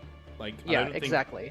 We're arrogant enough to assume that we can just write something that's going to blow human history out the water. It's not really what we're here for. Right. A true story transmits something which is eternal. It's not a matter of. Hey, Hellcat. Yeah. Sweet Pete says, what if the Men of Iron came from a machine plague wrought from the Void Dragon, akin to the... Yeah, I like that. That's for a later episode, but I'm making a note of that. That's a good point. The Men of Iron are just the robots? Yeah, right? they were the robots that ended the first human civilization that the Emperor was around for. But in our setting, he wasn't even born then. This happened before he arose on Terra. He arose after all that went to shit, because the sheer terror of being annihilated by these machines was so generational and genetic that through the war we manifested an avenging king to save us, and that's the Emperor is. Right. So, Great Crusade, it's on its way. We can, at this point, we can skip the Great Crusade. Not skip it, but like it happens. We will get into... There are a few questions we need to set up here. First one, who is the first round Primarch? Second one, how does Horus Heresy go down? And third one, which you've already covered, what happens to the Emperor and how does he end up on the Golden Throne? I think in the last ExileVerse we did... Lorgar was the first one found, and Horus was the second one found, and that's how that, and because the Lorgar worshipped the Emperor, that created a rift, and in the end Lorgar turned Horus against the Emperor. I still think we can do that, but the Emperor now accepts he's a god, and that's a big problem for Lorgar's story, because the whole point is that he says to Lorgar, "I'm not a god, how dare you," and strips his faith away from him. and that's what turns him to Yeah. chaos. So now we need to figure out what's going to go on with him, because the Emperor's going, yeah, I know I'm a god, get on with it. Yeah, get on with it. You know, that kind of thing. Just get conquering. Yeah. You know. Right. So who is the first? I want to hear chat as well. Who is your first found Primarch? Interesting answers only, please. And it could still be Horus. It could still be Horus. I don't mind that at all. Mm-hmm. It could be Alfarius. I know Games Workshop have recently changed it, so Alfarius was the first found Primarch who's found on Terra. Just whatever. I'm honestly leaning towards it still being Horus, to be honest with you, or being Lorgar in another way. The Lion being the first seems easy, but also doesn't give us much. Yeah, the Lion's his own man. The Lion, I don't even think the Lion would want to be first. The Lion's just like, yeah, fuck that shit. It's cringe. Also, whoever's first should probably end up being War Master, because he spends the longest amount of time. The longest time. So, and if the Lion is found first, the Lion's so good, he would be War Master. Like, there's no, you know. Sanguinius, again, he would be War Master if he was found first. If he's with the Emperor all this time. Or, okay, so if Sanguinius is found first, he is ultimately very humble. So when the War Master thing comes up, he knows Horus is the better general, so he advises the Emperor to give it to him. And it makes him attacking the Emperor all the more tragic, because he was the first found Primarch, right? He was the one who spent the most amount of time with the Emperor. He was the one who globbed onto what the Emperor was trying to do and actually believed in it. That does make more sense than Lorgar.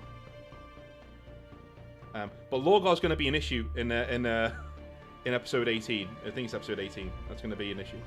Horus first mana second. Okay. Why though? Remember the rules of ExileVerse last time. One word answers won't do. You need to explain why you think something's going to happen. What about Magnus? Okay. Emperor would need to confront the warp question from the start. Okay. Magnus could work, but I want him to really be involved in the Webway project, so... And he's not doing that right now, so he would be standing around not doing very much. I like Durdu's one, man. I like Sanguinius just being the first found Primarch. Being literal space Jesus. Sanguinius is cool. I mean, I don't have as much insight into the sort of vagaries of what the implications might be with regard to the Order and what planet they, in the current lore, they end up on.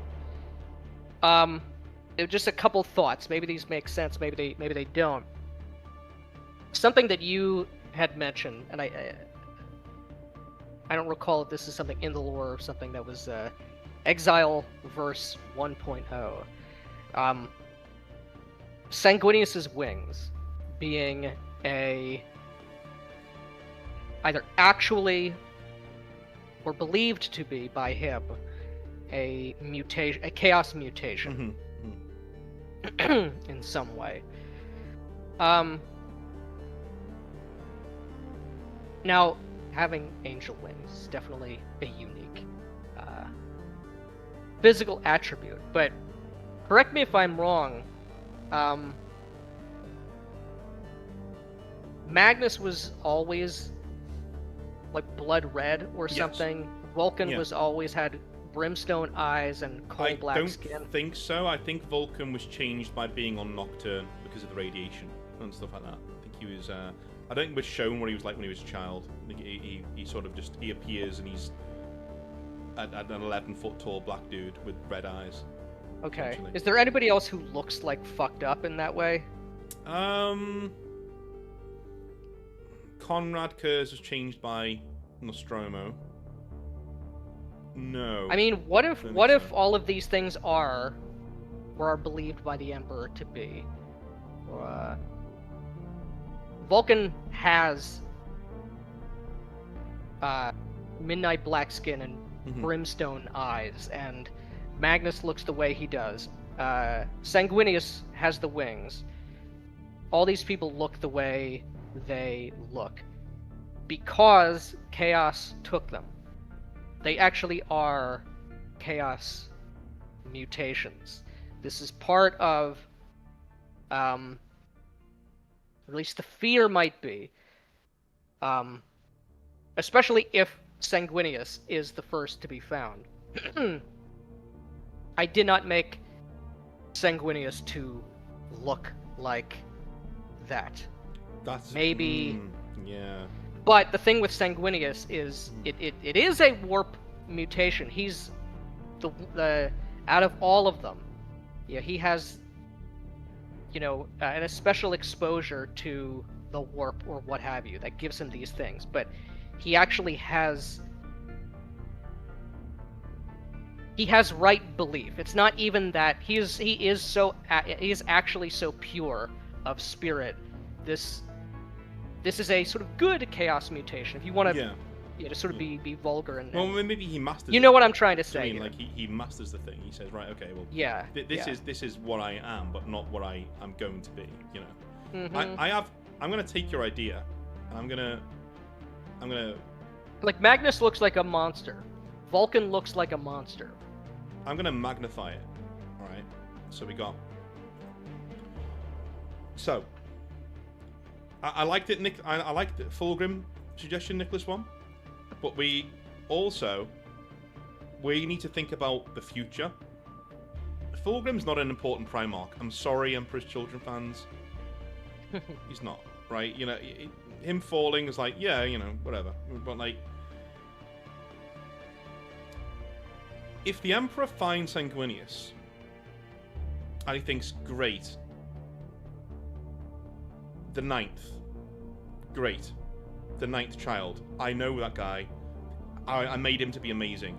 And then he turns up with angel wings. He's like, as Nick said, yeah, I didn't do that. Like, and so he's very cold to Sanguinius.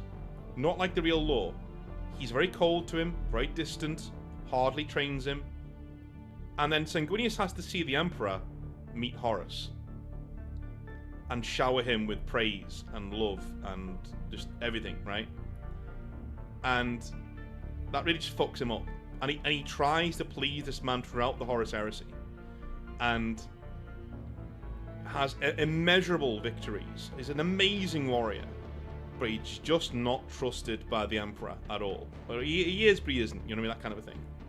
The ultimate tragedy of Sanguinius is he's the one on Terra during the Horus Heresy because your favourite fucking son turned against you, and now I'm defending you from him. And he throws himself into the Siege of Terra. He wins and wins and wins, and he's near dead. And he goes to the Vengeful Spirit, and finally, seeing Horus, the favoured son, throw all the gifts away that he wanted back in the Emperor's face, just causes his mind to fucking buckle and break. And the Black Rage happens, and he kills him. Or near kills him, to the point where when the Emperor comes in, he finds the Chaos God sort of looking like, oh shit, that's a bit awkward, as this angel dude just pounds their avatar into the deck, like literally beating him to death, and the Emperor and Sanguinius then cross blades, and Sanguinius lets it all go. All of his resentment, his anger, his hatred, lets it all out, and mortally wounds the Emperor, who's, for once, has seen what he's done, and he's trying not to kill him, but has to in the end. Like, that's... Yeah. That, it just fits in, so the tragedy amps up all the way through, Right. And we have this very human reason for, Sanguinius' end, and the real end that we came to before of Sanguinius turning on the Emperor at the last minute, and there being a big cover-up about that. You could even keep Horus's downfall kind of not the same, but like he's showered with love and praise and all that, and it gets to his head. Like he literally thinks, well, if the Emperor thinks I'm this awesome guy, then I'm probably better than him. I can survive chaos. I could do this, right? And that's how he goes down the road to being corrupted by chaos. That's an issue for another time. What do you think of that? Chat, what do you think of that? And Nick, what do you think of that? Because this happens in every single episode of ExileVerse. We get 75% of the way through, and the last 25% just flies by because all of the places are already in peace. No, sorry, all the pieces are already in place. They're already there, ready to go. So what do we think? I like it. I mean, we're just noticing, keep noticing patterns here. This is there's a kind of Cain and Abel thing going on here, which is great. You have a sort of there's echoes of the prodigal son story, here. This is a more interesting. I don't know the specifics of the Horus Heresy, but this seems more interesting than what I am aware of it, because this is supposed to be the most tragic moment in the entire game. This is like, again, one of the thematic that picture of Horus and the Emperor and the dead Sanguinius, iconic. This also belongs on stained glass. This is, and so what is the most eternal order of events that sort of conveys this ultimate tragedy? I do like this. It's if you put Sanguinius in charge, in this conception, I think it would not have gone that way. He was the best of them, and whether it's a mistake or an obfuscation on the part of chaos, or just the vagaries of circumstance, or destiny, it didn't turn out this way. And I know we're not talking about Horus specifically yet, but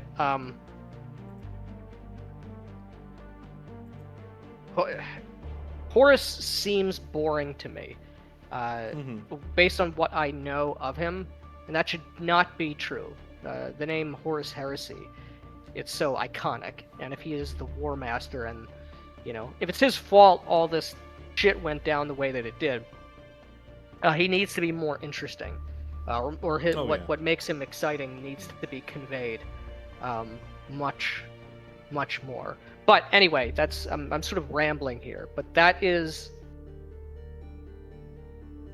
way cooler. You can also explicitly say, or you could hint, or maybe some of the Blood Angels or different people or chapters believe, what were those last moments between the Emperor and Sanguinius? Did the Emperor curse Sanguinius with what would become, in a very Vampire the Masquerade Cain, the curse of the Antediluvians, for this misstep? I curse your progeny for all time, to end as you have ended, to relive your mistake, your fatal flaw here. Or, does the Emperor, maybe the Emperor would have not been, maybe he could have recovered eventually to still lead humanity, but he gives the last bit of his power to cleanse Sanguinius of this it's like a Grom Hellscream, at the end of in Warcraft 3. He and it's like a Denethor and Boromir situation. At the end, at the last moments, the Emperor realizes, no, you were the most loyal son. You were the most lovely son, and I'm going to grant you peace. I would say. I don't know. You don't. There's There's interesting things you could do. No, I love it. Instead of taking away the Black Rage, if we do that, then it might happen to the rest of the Blood Angels because they're linked to Sanguinius, which I don't want. I want the Blood Angels to have the Black Rage. So maybe he calms him to give him a moment of peace before he dies. Do you know what I mean? That kind of thing. Takes it away for a minute, forcibly calms him down, and looks at him, and tells him without any words, "All right, I forgive you. I know you're the guy." Well, no, not will you forgive me, basically, And wouldn't it be tragic if Sanguinius looked him dead in his eyes and said, "No," and dies? Like, that would be like the biggest kick in the balls. Yeah, I mean, it's tragic either way. I know there's rumors. I don't know, maybe it is true. Who the fuck knows? That Sanguinius is alive in the warp somewhere. Yeah. There is something. that. There is that. Yeah. The Sanguinor and all that. I don't know. That doesn't really. I like Sweet Pete's. Yeah, I mean, there's a number of ways you could do it. I like Sweet Pete's suggestion of the first and second primarchs being the missing ones. Maybe. Yeah, I like that. Cool. Oh. Third Sanguinius. I mean, I think what we're doing here is that again, Emperor, less moving cogs. Yeah. Like, we don't want moving cogs. We want A, B, C, D. Done. Finished. Because he's the guy we can give this treatment to, and we don't need to explain too much. This is your holiday, your vacation, if you're American, before we get into the weeds of the first 10 legions. Because when we get to there, that's when all of this shit can happen. When we're getting into the weeds of details. The Emperor isn't that. The Emperor is a concept. And him losing his ties to immortality because of very human reasons, the fact that he saw a son that wasn't quite what he expected and couldn't accept him for fear of what he might become, forces him to down that road eventually. And I love that kind of stuff. And him showering Horus, giving him the title of War Master when Sanguinius deserved it, all this other stuff. Sanguinius had every single opportunity to turn against the Emperor and never took it until the very last moment when he saw what Horus had become. And it was, how dare you? Like, all the things I've had to do. And I'm still here fighting for this guy, and you had all that, and you threw it back in his face? Fuck you. And that's when he just breaks, and he's done. It's very cool, and I like stories like that. Like, they're very human at their core, because that's what we are at the end of the day. So obviously the Emperor's on the Golden Throne, and that's where we are. And I think moving forwards with the Emperor's story, I really liked the irony in modern 40k of the Emperor never saw himself as a god, but it's the only thing now keeping him alive. Fair enough. But I still think having that through thread of the Emperor understands what he is. And he's still, like, regretful, distraught, his own actions have put him where he is. He's not a faultless god, and that's why the heresy has to be suppressed. One, Sanguinius turned against the Emperor, and even though he's incredibly loved by the Imperial citizenry, and two, the Emperor has faults. The Emperor made mistakes, in managing his sons, which he does in actual 40k, but it's the most retarded way possible. So, I think we're done. So I would say one thing. There's something, and I don't have the answer yet, but there's one thing that seems that I think is missing to be more articulated here.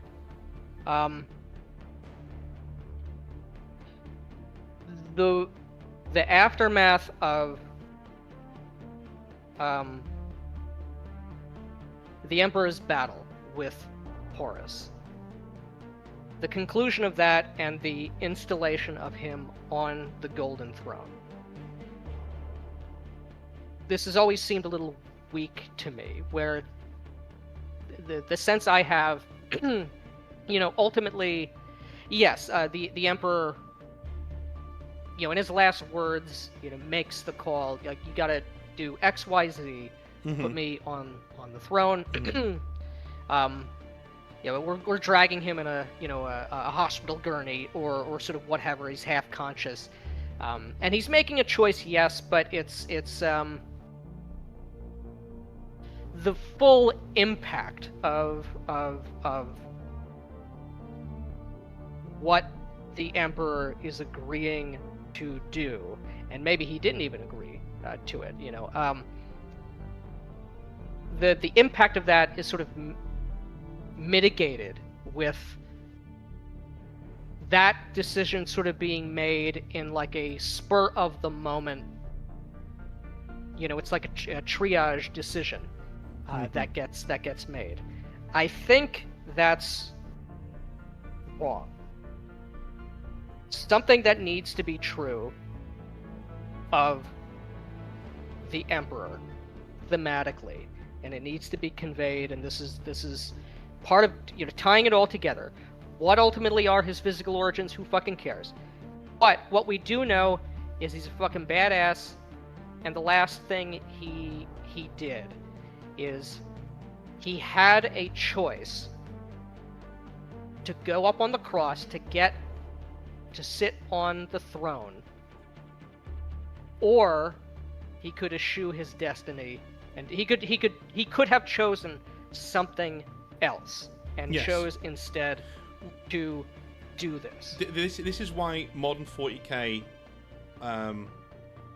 irks me, because it is becoming more hopeful, and we're chipping away at the soul of 40k. And the reason why that is because we've recently learned that the Emperor did not want to go on the Golden Throne. Great. Yeah. Nice. I saw your video on this. Yeah. Yes. Yeah. And it just strips away all of his heroism, all of that stuff, and it makes Why do I give a shit about anything? It just makes him a victim, and it's tragic. I get it, and we're like, oh my god, the Emperor. But does everything need to be a convoluted emotional fuckfest? Does everything need to be, Tragedy is not the same thing as no malice or weakness or just bad shit happening for the sake of bad shit happening. They're not the same thing. We have tragedy in what we've just done. It's just simple, and people maintain their motivations, and there's not an 11th hour switch of maybe actually he meant this. It's like, no, dude, the Emperor. That's like Jesus getting to the cross and going, oh no, I don't really fancy that. I think I'll just fuck off to heaven. Let's get him, Yeah. I think I'll just go to heaven, to be honest with you. I think I'll see you later, and that's it. Like, lame. It's terrible. Yeah. It doesn't make for a good story, and stop subverting my expectations. They're there for a reason. Right. They're there because I expect you to do something cool. I hate that so much. I hate the fact that he's like, no, I don't want to go on the throne, dude. Shut up! Stop being a pussy. Yeah, you're like God. The fucking the old man and the Holy Grail. I'm not dead. It's yes he is. Bash him over the head, put him on the chair. I really fine. And the ultimate sanction of the Grey Knights being to put him back on the throne if he ever gets up is very funny, because it's just like I'm back finally. They just like break his legs and put him back on the throne. Like it's funny, but it sucks. And you've stripped the Emperor of the quiet dignity of sitting on the throne in pain and saving us all. Right.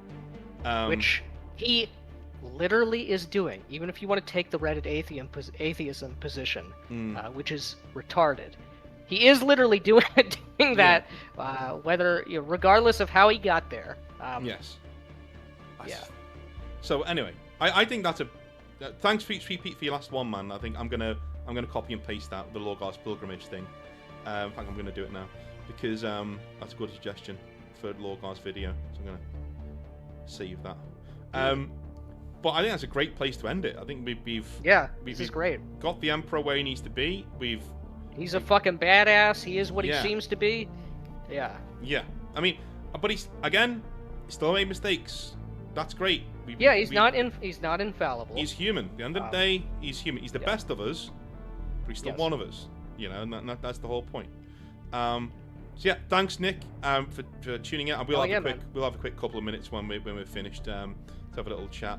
But thank you so much for turning up and for being around, and looking forward to the 40k campaign. Very lucky to be a part of that. It's going to be so cool. I'm not sure. I don't think we're going to. We're not streaming it, are we? I don't think we are streaming it. I think it's going to be. I don't think so. Okay, it's going to be behind closed doors. Okay. I will probably do campaign videos. I was going to run this by you, like. Oh yeah, that'd be awesome. Like a weekly, what's happened. Recaps, war stories. What's going on in this sector? Who's dead? Everyone is dead. So thank you to go check out Black Lodge Games, guys. They are awesome, and they do a lot for this channel as well. And I try and help them out whenever I can with certain things, and we deeply appreciate it. They are huffing the warp dust of 40k. Yeah, we managed to get Nick into Old World, and I was thinking, oh, that's nice. That's a nice, cool thing for him to get into. And then all of a sudden, 40k was being mentioned. I thought, oh, shit, here we go. Here we go. Yeah, man. We have injected the poison of the NWO into WWE by letting Black Lodge Games into Warhammer 40k, is what we've done. So we're going to be... I'm about it. Yeah. All right, dudes. I regret nothing. Have a good rest of your day.